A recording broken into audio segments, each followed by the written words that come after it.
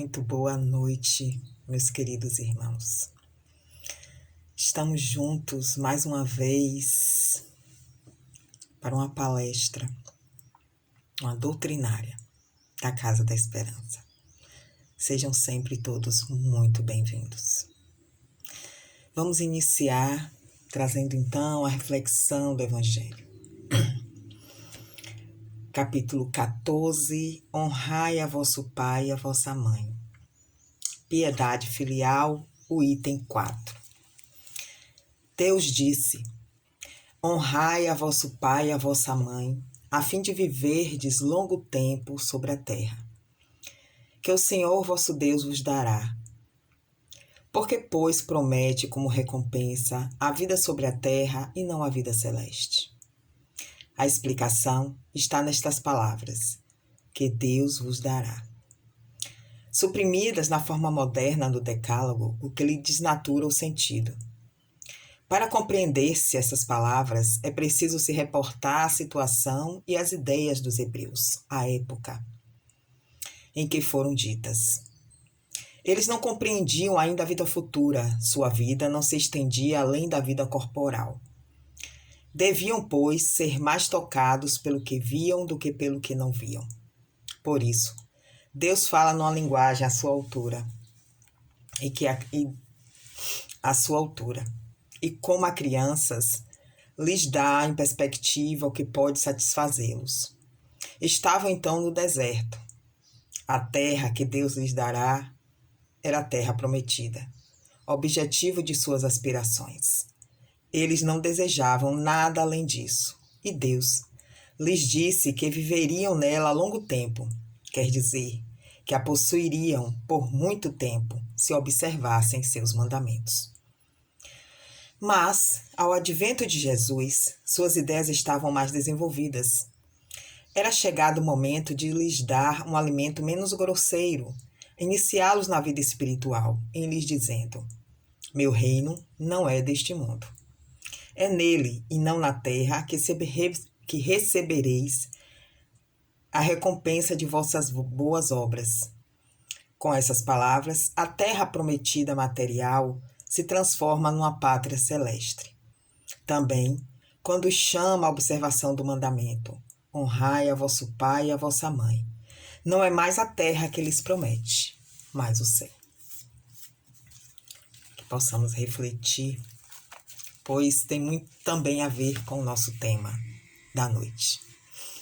Então vamos nos concentrar, elevar o nosso pensamento a Deus, pedindo, rogando esse Pai de misericórdia e de amor que nos ilumine, nos fortaleça, nos ampare, nos proteja. Vamos pedir, rogar aos mentores espirituais, principalmente os responsáveis por este trabalho doutrinário, que possam nos inspirar, nos iluminar, nos auxiliar a compreender tudo que nessa noite for dito. Obrigada, Jesus, Mestre dos Mestres, por estar sempre conosco, nos iluminando, tendo a misericórdia para cada um de nós. E que o Mestre Jesus tenha misericórdia de mim a falar, de vocês a escutarem. Que Jesus nos abençoe, nos ilumine e nos fortaleça, agora e sempre. Que assim seja. Bem, meus irmãos, estamos aqui para falar mais um tema do nosso livro que estamos estudando agora na doutrinária, que é o Primícias do Reino, de Amélia Rodrigues, da psicografia de Divaldo Franco. O nosso capítulo é o capítulo 8, a apelante cananita. Diferente, curioso.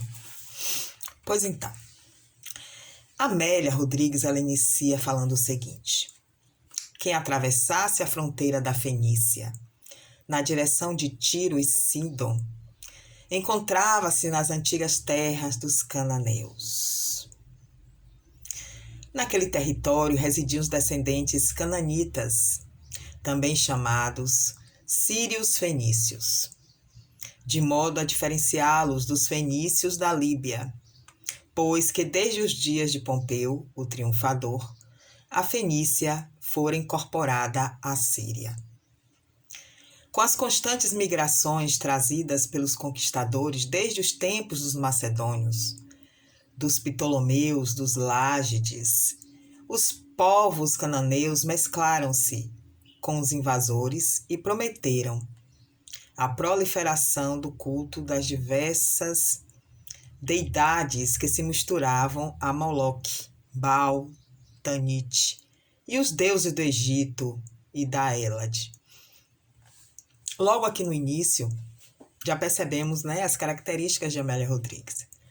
Assim como Manuel Filomeno de Miranda, para quem lê os livros dele, percebe isso. Eles fazem uma descrição bem detalhada, né? No caso de Amélia, ela vai lá na história propriamente dita, né? Ela nos traz aí elementos da época da história para que nós entendamos, desculpem, o que justamente aconteceu. E o que é, para que a gente se situe.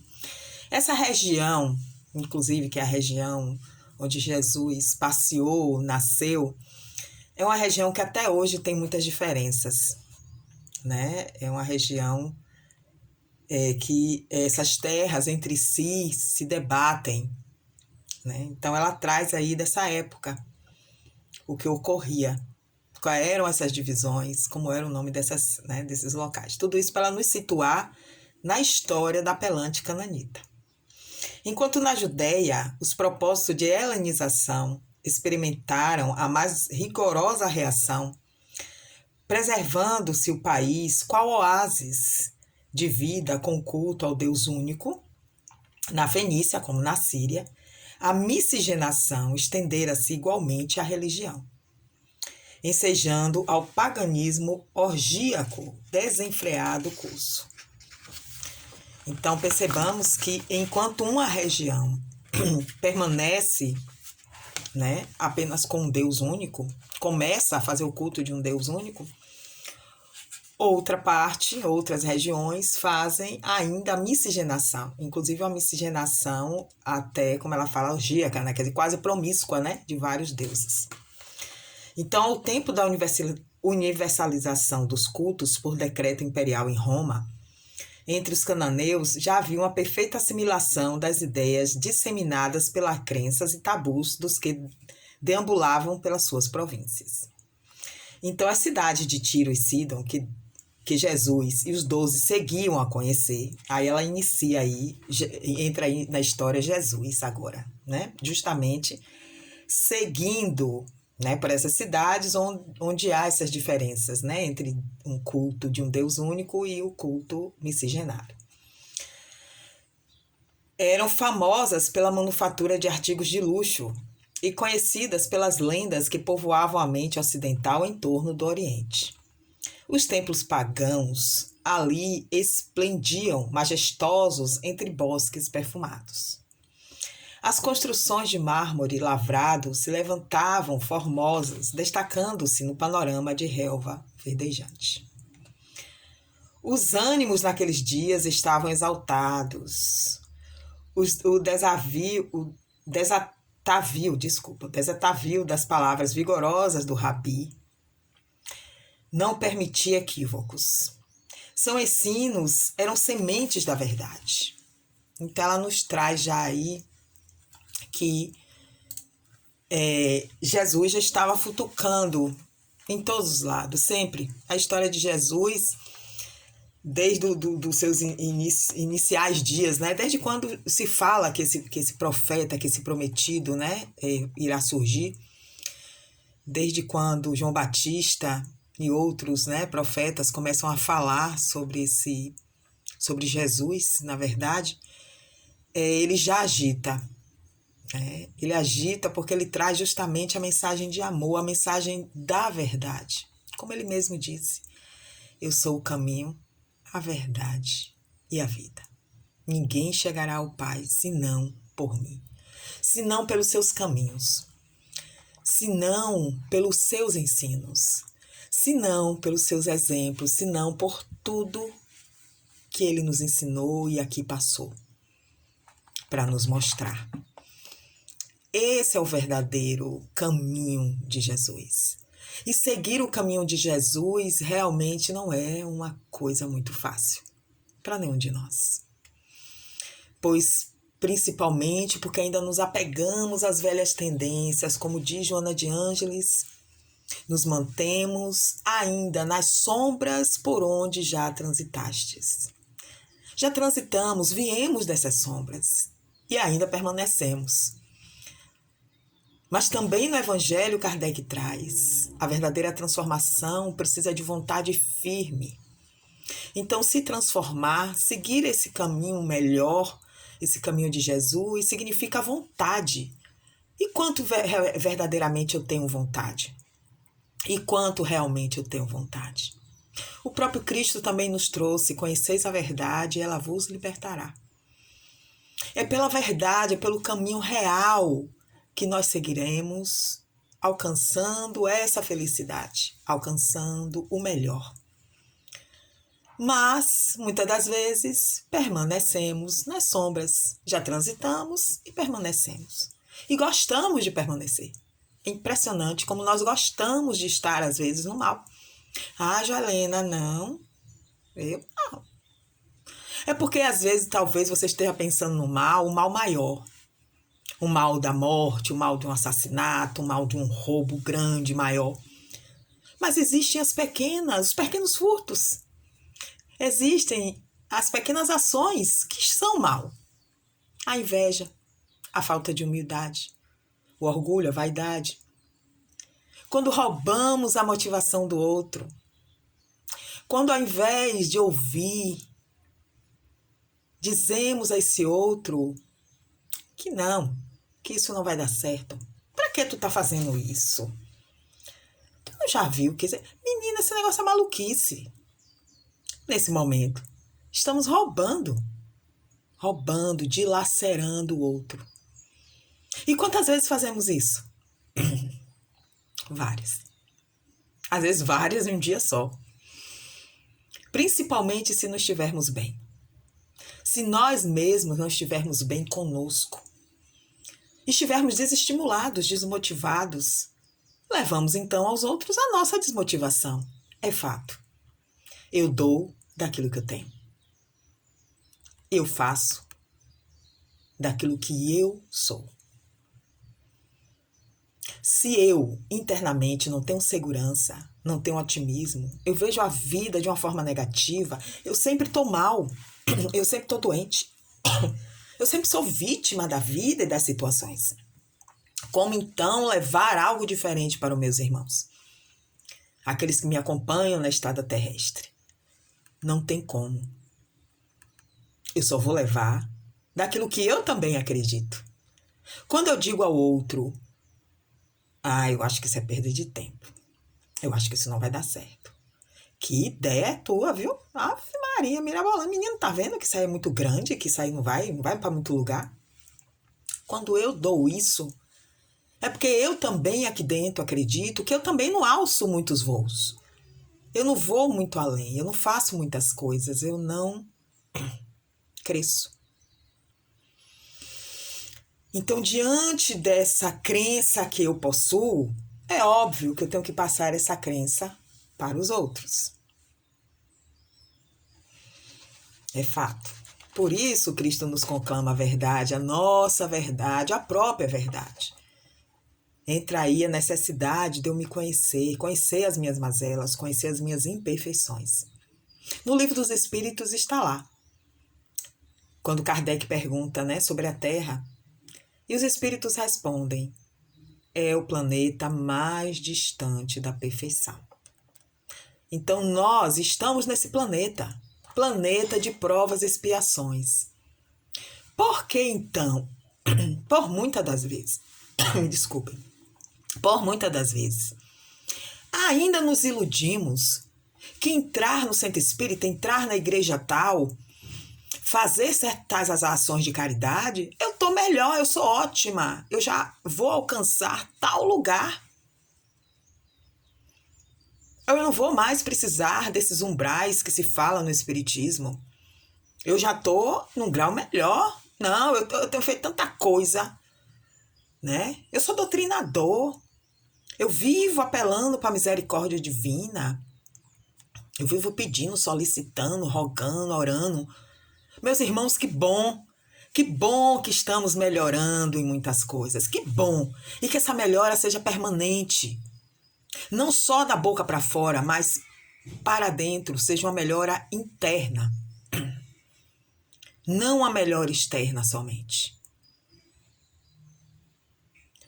Então, que nós integremos essa melhora em nós, verdadeiramente. Os atos superficiais, ainda estamos nessa caminhada. De achar que muitos atos externos é que nos levarão a grandes lugares no plano espiritual. Meus irmãos, vamos todos nós, e eu inclusive, principalmente, que estou aqui falando, acordar. Para quem já leu os livros de Hermance Dufour, tanto o livro Reforma Íntima Sem Martírio e o livro Emoções que Curam, vão observar as ações do Hospital Esperança. Vão encontrar nas histórias do Hospital Esperança espíritas falidos, palestrantes falidos. Hoje, particularmente, sinceramente, eu tenho caminhado sem estar me preocupando com a minha falência. Se for, vamos lá resgatar. Mas um pouco mais consciente, sabendo que muitas das coisas que falo não pratico ou não coloco em prática. É por isso que eu faço questão de sempre trazer quando eu falo. Eu digo, eu ainda tenho isso. Eu não sou assim. Eu não faço isso ainda. Admitindo e reconhecendo as minhas imperfeições. Jalene, agora, né? Agora é caminhar no melhor que eu posso. O que me é possível. Porque para cada um é possível um certo avanço. E aí vem a vontade firme que Kardec nos conclama.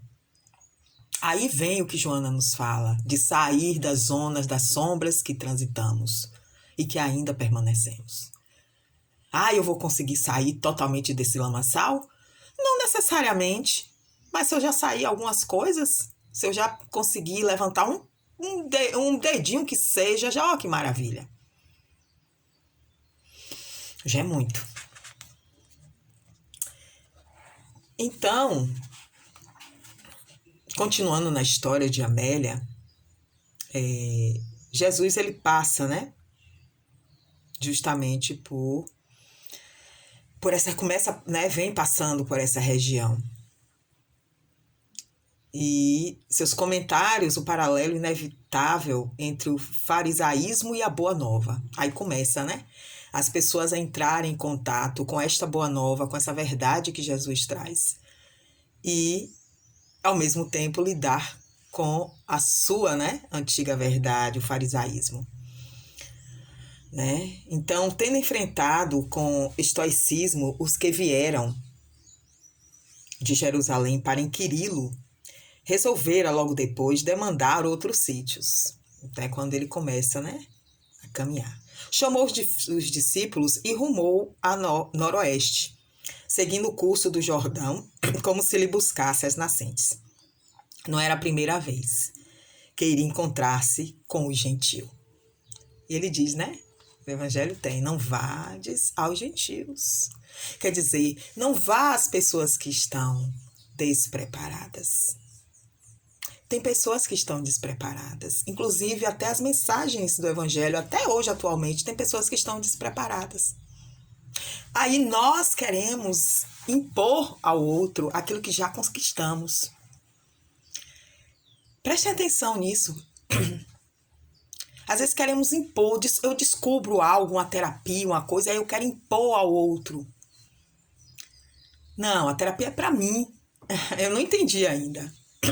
Mas quando eu entro na terapia, quando eu tenho contato com o processo terapêutico, quando eu tenho ou me transformo em um profissional da terapia, Sou eu que estou sendo conclamada. Sempre eu em primeiro lugar. Ah, Jalene, então eu conhecendo não vou aplicar? Pode, fique muito à vontade. Óbvio que pode, deve aplicar. Deve sim.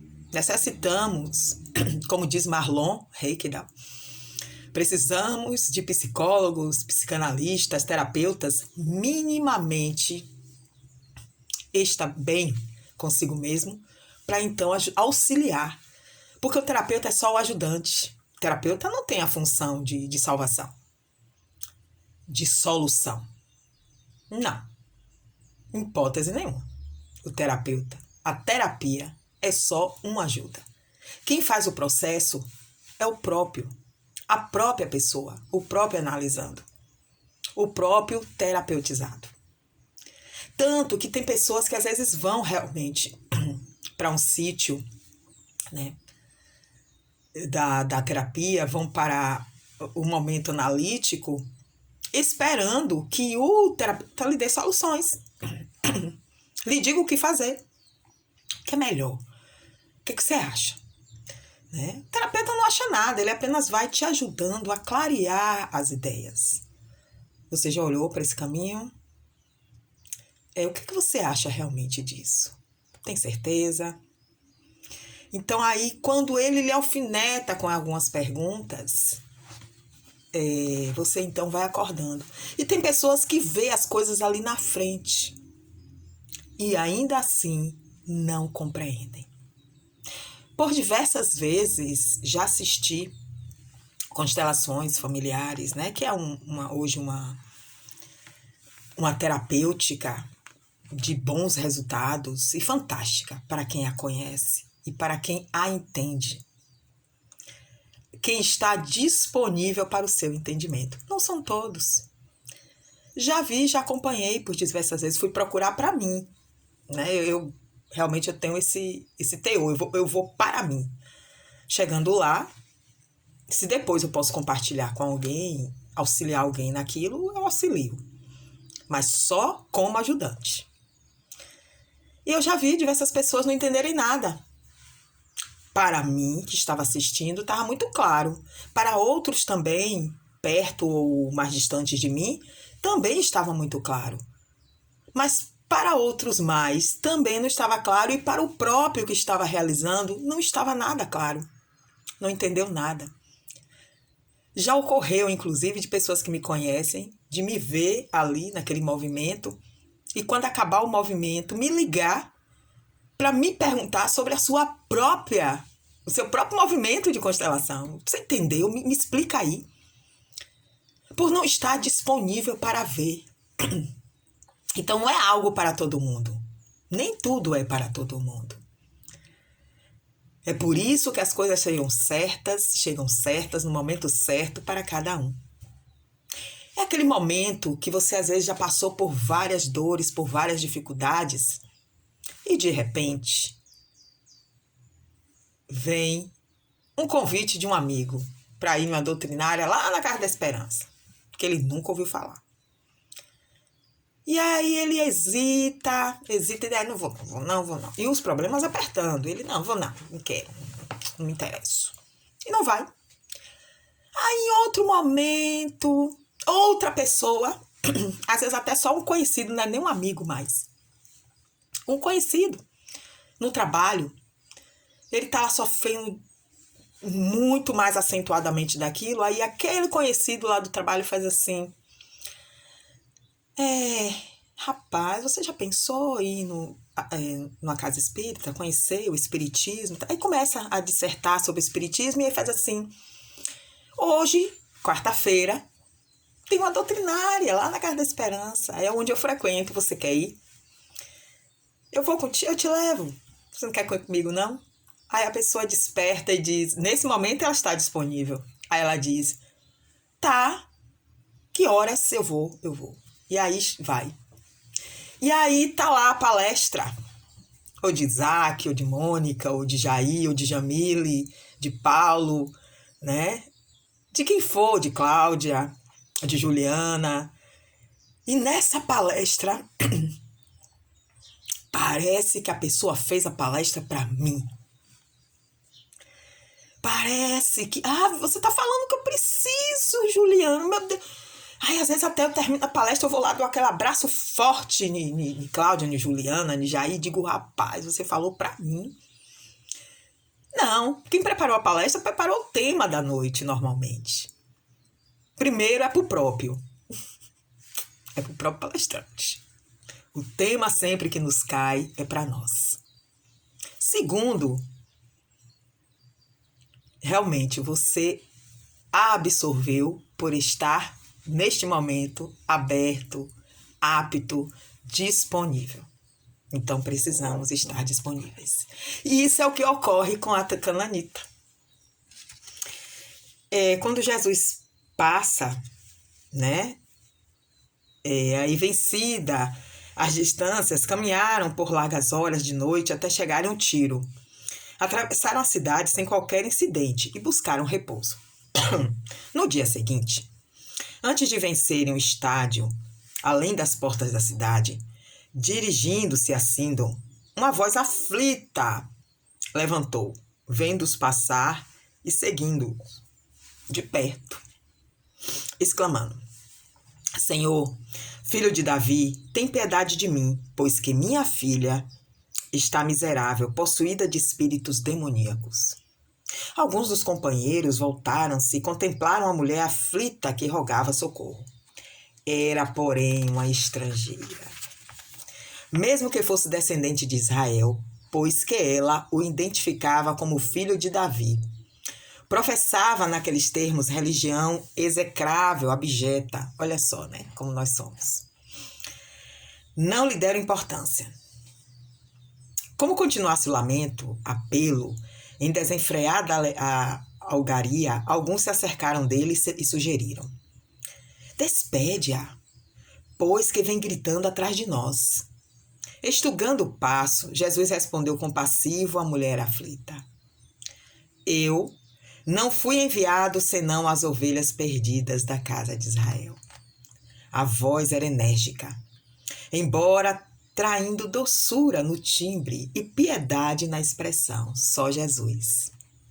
Porque nós, quando falamos energicamente, grosseiramente, né? Mas chegamos lá um dia. A mulher, no átimo, recuou mentalmente e recapitulou a vida. A filha era o seu tesouro, fortuna que lutava por preservar. A desventura tudo lhe tomara ao longo dos anos. Felicidade, esposo, amigos. Lutava destemidamente por futuro melhor e nela a filhinha ocupava o centro. Não se recordava de uma falta contra os céus. Ou seja, ela se auscultou, ela se observou, ela se autoconheceu naquele momento. E ela observando-se, ela viu que ela não tinha nada que fosse de encontro, né? Então ela vai e se refaz na condição de humildade. E reconsiderando, suplicou: Socorre-me, Senhor, socorre-me. A dor e a extrema confiança eram-lhe patentes. Jesus fitou-a demoradamente, como se ponderasse o que iria argumentar. Sabia do alto quilate da fé que vitalizava aquele coração. Ele nos conhece muito bem. É por isso que diz: Jesus ausculta cada coração. Então não adianta a gente fingir nas vias públicas, nos lugares públicos, fora de casa ou até dentro de casa, tentar fingir algo que não estamos pensando ou não sentimos. Porque Deus conhece o profundo do nosso coração. É sermos reais, verdadeiros, dentro da nossa essência. E não precisa machucar os outros dizendo, porque eu só falo a verdade. Isso não é um tipo de verdade. Cuidado. Podemos ponderar aquilo que falamos, aquilo que relatamos ou dizemos, principalmente em relação ao outro. Os nossos julgamentos. Podemos sim e devemos ponderar. Verdade em relação a mim mesma. Quando eu digo não quero, não gosto, não quero ir, não aceito, não penso assim, me desculpe, mas eu penso de outra forma, minha opinião é outra, não gosto disso, esse não é realmente um trabalho para mim, eu gosto de tal trabalho, se for possível, ótimo, se não, eu tô aqui, posso ajudar um pouquinho, mas não é algo que eu realmente gosto de fazer. Essa é as verdades. Então, exatamente, né? Jesus, ele olha, né? Pensando aí o que vai argumentar, e sabia do calibre da fé, né? Então, de outras vezes, ao lado dos que eram detestados, os socorrendo os não tutelados de Israel, né? Jesus era visto em diversos momentos, né? Então, é ter cuidado realmente com essas verdades, né? Que nós achamos e designamos que dizemos ao outro. Vamos lembrar, né? Dessa caminhada de Jesus. E aí, era visto como sendo como desagrado. Agora, no entanto, estava diante de alguém que portava amor e fé, como gemas de luz no íntimo. Olha só a importância, né, do que vai no nosso íntimo verdadeiramente. Então, desejando aplicar severo corretivo naqueles que o seguiam de perto, exclamou com ironia: olha só, não é bom pegar no pão dos filhos e deitá-los aos cachorrinhos. Cãos eram aqueles que não participavam da eleição israelense. A expressão cachorrinhos soava como tenra admoestação. A imagem forte falava por si mesma. Então a cananeia entendeu que a sua condição não lhe ensejaria outra oportunidade. Sofria e resignava-se. Vencendo-se a si mesma e dominada pelo amor maternal, retrucou confiada: sim, Senhor. Mas também os cachorrinhos comem das migalhas que caem da mesa dos seus senhores. Humildade. Ela trabalhou exatamente a humildade, e que é uma das primeiras virtudes, as quais muitos de nós ainda não a possuímos. Eu falo inclusive por mim, não a possuo ainda. Então a humildade é uma virtude bem esquecida entre vós. Os grandes exemplos que vos foram dados são tão pouco seguidos. E, no entanto, sem humildade, podereis ser caridosos para o vosso próximo. Está no capítulo 7 do Orgulho e Humildade do Evangelho segundo o Espiritismo. Então, essa é a pergunta. Às vezes nos dizemos caridosos, mas somos verdadeiramente caridosos? Podemos ser caridosos verdadeiramente? Então, a humildade vem do latim humus, que significa solo sobre nós, ou filhos da terra. A mesma origem das palavras humano e humanidade. Então, significa que estamos todos na mesma altura, em termos de dignidade, em termos de importância, em termos de possibilidade. Somos todos filhos de Deus, somos todos iguais. E é isso que a apelante cananita, ela fala com Jesus. Olha só, humildemente ela diz: mas eu não posso também, enquanto cachorrinho, comer das migalhas? Quer dizer, eu aceito as migalhas. Vamos pensar, meus irmãos, quem de nós voltaria para Jesus, não esbravejaria, não xingaria, não rogaria praga nele, né? Não mandaria ele, né, adiante, não começaria a ser aqueles inimigos ferrenhos dele, perseguindo diante de uma, entre aspas, humilhação. Só que só é humilhado aquele que orgulhoso é. Eu recordo de uma palestra lá no Jesus de Nazaré.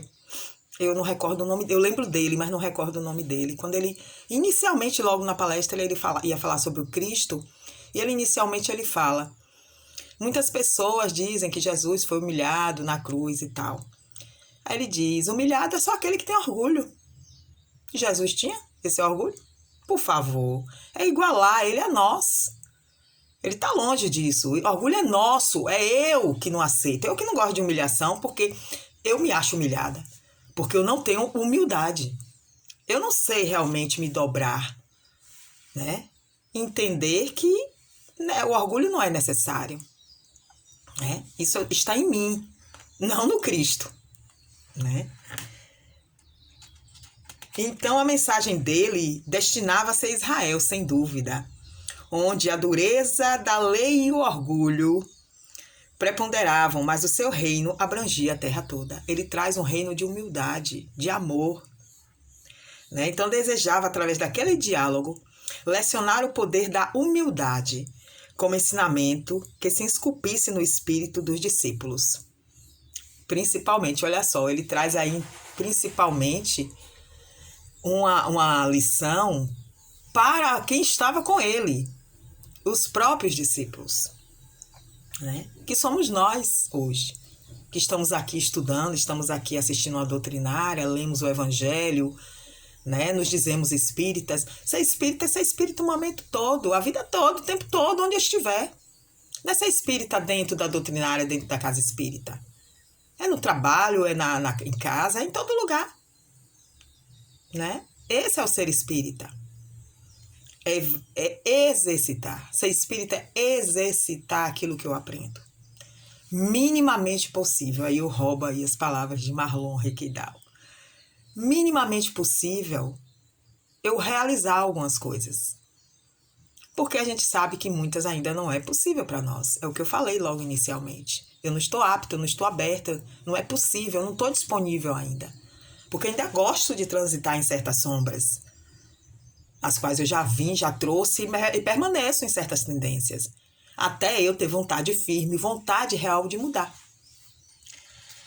Então, exultante com a firme confiança da Cananeia e com a sua elevada simplicidade, o mestre não lhe inquire a crença nem a raça, não lhe reprocha a vida, nem lhe censura o alarido. Diz-lhe somente com amor: ó mulher, grande é a tua fé, seja isso feito para contigo, como tu desejas. Então ele vai e faz, né? Exatamente o que ela precisava. Então ele exala a misericórdia para ela, né? E a distância, Jesus então expulsa, né? Como diz no Amélia Rodrigues aqui no texto, expulsou o espírito obsessor da jovem mediunizada em processo de longo curso e prosseguiu impertérrimo. Ele prossegue aí a sua caminhada. E aí, chegando em casa, a mulher encontrou, refeita em gozo de saúde, a filha amada. A semente da esperança que o Rabi depositou no seu coração transformou-se em lâmpada radiosa que a clareou intimamente a vida inteira. Então essa é a luz de Jesus, para nos clarear a vida inteira. E a prática realmente da humildade, né? Gente que é grande de verdade sabe que é pequena e por isso cresce. Então gente que é muito pequena, que acha que já é grande, e a única maneira dele crescer é diminuindo as outras pessoas. Então é crescermos, né? É entendermos que somos muito mais do que isso e podemos fazer muito mais. O próprio Cristo já nos conclamou. Então, o poder na terra garante a humildade, né? Aí, na pergunta do Livro dos Espíritos 275, Kardec pergunta: o poder e a consideração de que o homem gozou na terra lhe dão supremacia no mundo dos espíritos? Os espíritos respondem: não, pois que os pequenos serão elevados e os grandes rebaixados. Lê os Salmos? Os espíritos ainda perguntam a Kardec: lê os Salmos? Então, o que imaginamos enquanto poder, destaque, status, é tudo passageiro. Ah, Gelena, muita gente sabe, eu sei disso, tá? Mas muita gente não sabe. Inclusive age e vive como que não sabe mesmo.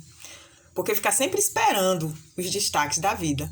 E quando eles não acontecem, entra em profunda tristeza, melancolia ou depressão.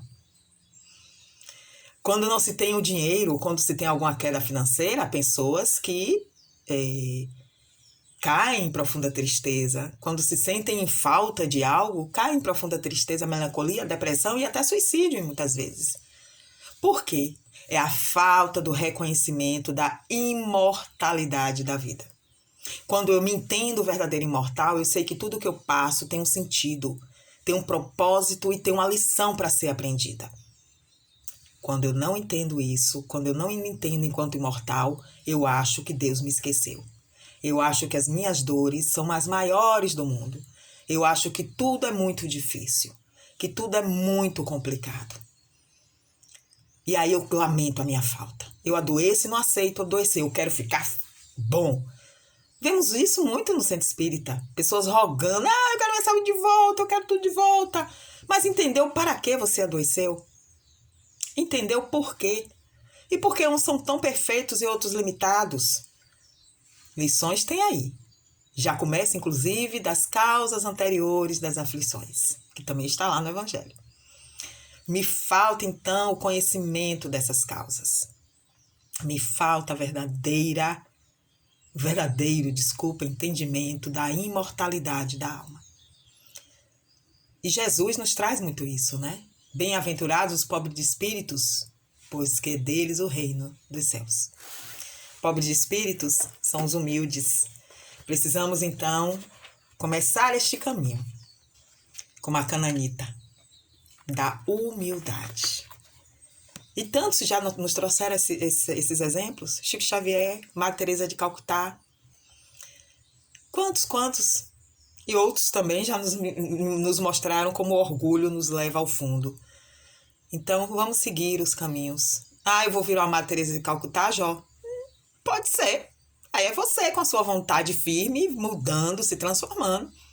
Ou chegando perto. O importante é caminhar. Que não estejamos na inércia, mas sim no caminho do conhecimento, do autoconhecimento. E aí eu trago para fechar uma mensagem da nossa querida irmã Dufour. Paciência e reforma íntima. Se, porém, os teus olhos forem maus, o teu corpo será tenebroso. Se, portanto, a luz que em ti são trevas, quão grandes serão tais trevas? Mateus, de 6-23. Reforma íntima solicita a direção superior dos seus esforços, aceitando o compromisso de descobrir, sem desespero e angústia, os sublimes traços de Deus no íntimo de nós mesmos. Conseguiremos avançar nesse propósito de melhoria. Faça o melhor que puder, acertando mais e errando menos, sem desistir do idealismo superior. Esforce-se para que o dia de hoje seja mais proveitoso que o de ontem. Aprenda a se amar como você é, imperfeito e comum, cultivando irrestrita autoaceitação, recusando o quanto puder os convites da tentação de desistir e desertar-se dos compromissos de progresso espiritual. Depois de séculos, em muitos casos de milênios, optando pela treva, não é sensato cultivar a ilusão de que abrirá os olhos para a luz instantaneamente. O clarão intenso da tocha do bem ferirá seus olhos enquanto não se acostumar com a sua intensidade. A paciência é a arte de acolher a sombra interior com plena aceitação. Paciência é a sublime virtude que reflete em cada íntimo a harmonia de Deus, que conclama a operar em sua obra e em cada intimidade, de conformidade com os talentos e as vocações que acumular, mas igualmente com respeito às trevas que ainda carregar. Somos luz e sombra. A paciência é o olhar compassivo sobre suas necessidades.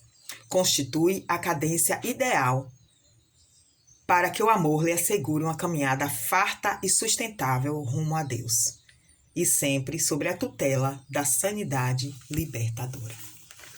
Que Jesus, em sua infinita misericórdia, nos envolva em muita luz, nos dê uma ótima noite, uma ótima semana, nos alerte, nos traga essa compreensão íntima de nós mesmos, aceitando a nossa sombra e fazendo crescer a nossa luz.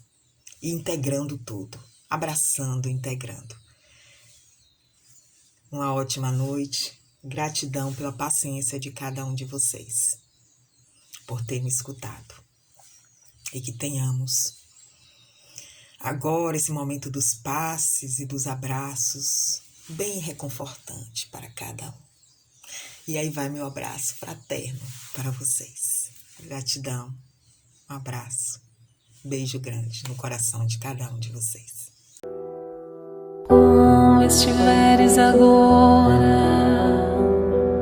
nosso bom Deus te guarde. Como estiveres pensando, nosso bom Deus te use. Onde te encontres na vida, que Deus te ilumine. Com quem esteja seguindo, nosso Senhor te guie. No que fizeres tu, peço ao bom Deus que possa te amparar, e em cada passo teu